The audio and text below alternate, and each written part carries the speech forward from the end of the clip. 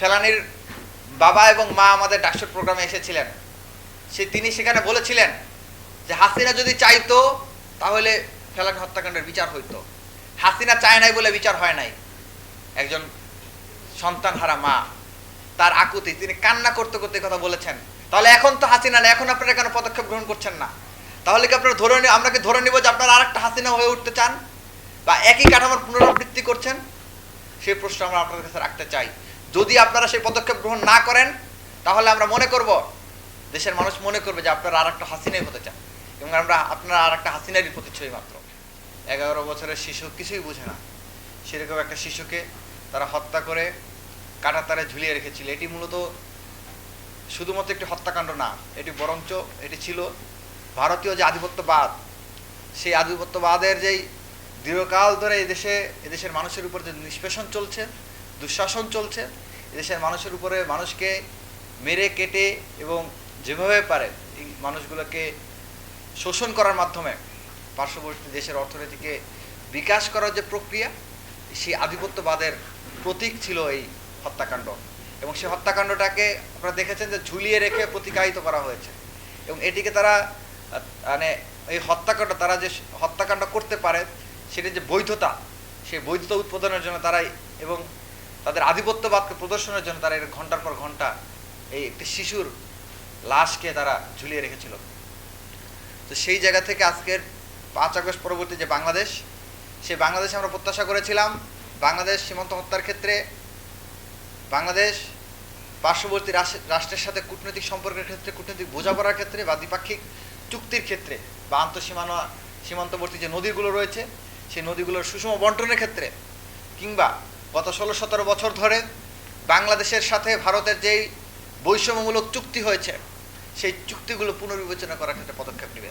এবং যেই চুক্তিগুলো খুবই অন্যায্য হয়েছে, যে চুক্তিগুলো বাংলাদেশের জন্য বৈষম্যমূলক, সেই চুক্তিগুলো তারা বাতিল করবে। কিন্তু আমরা সাংবাদিক বন্ধুগণ এবং উপস্থিত যারা রয়েছেন পুরস্কারপ্রাপ্ত বিজয়ী বন্ধুগণ, আপনারা কেউ বলতে পারবেন না যে গত 5 আগস্ট পরে আজ 2 বছর অতিবাহিত হয়ে গেছে একটা চুক্তি বাতিল হয়েছে। আপনারা কেউ বলতে পারবেন না আমাদের দক্ষিণ তালপট্টি দ্বীপ একটি ষড়যন্ত্রমূলকভাবে সমুদ্রে মহাপরাজয়কে মহাবিজয় আখ্যা দিয়ে আজকে ভারতের মানচিত্রের অংশ হয়েছে, সেই ব্যাপারে এই সরকার কোনো পদক্ষেপ গ্রহণ করেছে 5 আগস্ট পরবর্তী প্রশাসন। আপনারা কেউ বলতে পারবেন না, কেউ দেখাইতে পারবেন না যে সীমান্ত হত্যা হয়েছে এবং সেই সীমান্ত হত্যার প্রতিবাদে সরকারের পক্ষ থেকে খুব বলিষ্ঠ কোনো জবাব দেওয়া হয়েছে। অথচ উচিত ছিল প্রত্যেকটা সীমান্ত হত্যার পরে যখনই তারা হত্যাকাণ্ড করে এটার একটা শক্ত জবাব দেওয়া, যাতে পরবর্তীতে তারা এই ধরনের কোনো কর্মকাণ্ড ঘটাতে সাহস না পায়। বাংলাদেশের পররাষ্ট্রনীতির দায়িত্ব কি?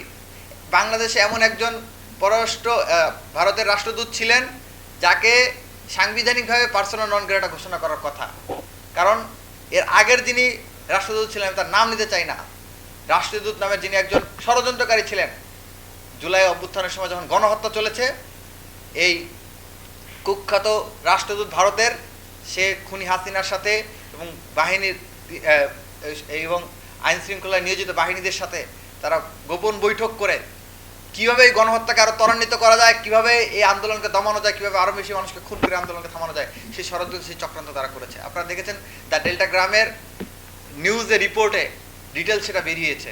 এরপর রাষ্ট্রের উচিত ছিল এই রাষ্ট্রদূতকে পার্সোনা নন গ্রেটা ঘোষণা করা এবং প্রয়োজন সাপেক্ষে রাষ্ট্রের বিরুদ্ধে ষড়যন্ত্র করার অপরাধে তাকে গ্রেপ্তার করা। কিন্তু একটা বিবৃতি পর্যন্ত আমরা রাষ্ট্রের তরফ থেকে দিতে দেখিনি। তো এই আক্ষেপের জায়গাটা আছে। হ্যাঁ, এটা সত্য যে দেশের মানুষ সচেতন হয়েছে। 5 আগস্টের পরে আপনারা দেখবেন যে চাঁপাইনবাবগঞ্জ কিংবা মেহেরপুরে কিছুদিন আগে ঘটনা যদি দেখেন যে বাংলাদেশের এক কৃষককে ধরে নিয়ে গিয়েছিল, পাল্টা প্রতিরোধ হিসেবে মেহেরপুরের জনগণ, সাধারণ জনগণ, তারা ভারতের 2 জনকে ধরে নিয়ে এসেছে। কিংবা আপনার চাঁপাইনবাবগঞ্জের ঘটনা দেখতে পারেন, যেখানে তারা সীমান্তবর্তী একটি বাংলাদেশের গাছ কাটতে এসেছিল, তখন বাংলাদেশের আপামর কৃষকগণ ঐক্যবদ্ধ হয়ে কিভাবে তারা প্রতিরোধ করেছিল সেই ভিডিও ফুটেজ এবং ছবি ফুটেজ আপনারা দেখেছেন। অর্থাৎ মানুষের মাঝে সাহস সঞ্চার হয়েছে, মানুষ ঐক্যবদ্ধ হয়েছে, মানুষ সচেতন হয়েছে। কিন্তু যেই সামগ্রিক শোষণমূলক কাঠামো, সেই কাঠামোর কোনো পরিবর্তন হয় নাই, সেই কাঠামোর কোনো পরিবর্তন আসে নাই। অর্থাৎ রাষ্ট্রীয়ভাবে কোনো পদক্ষেপ আমরা এখন পর্যন্ত দেখি নেই। বাংলাদেশ সরকারকে আমরা আজকের এখান থেকে আহ্বান জানাবো যে আপনারা এই ব্যাপারে কঠোর পদক্ষেপ গ্রহণ করুন, প্রয়োজন হলে আন্তর্জাতিক আদালতে যান, কিন্তু প্রত্যেকটা হত্যাকাণ্ডের বিচার আপনাদেরকে আদায় করতে হবে। ফেলানীর বাবা এবং মা আমাদের ডাকসুর প্রোগ্রামে এসেছিলেন। তিনি সেখানে বলেছিলেন যে হাসিনা যদি চাইতো তাহলে ফেলানি হত্যাকাণ্ডের বিচার হইতো। হাসিনা চায় নাই বলে বিচার হয় নাই।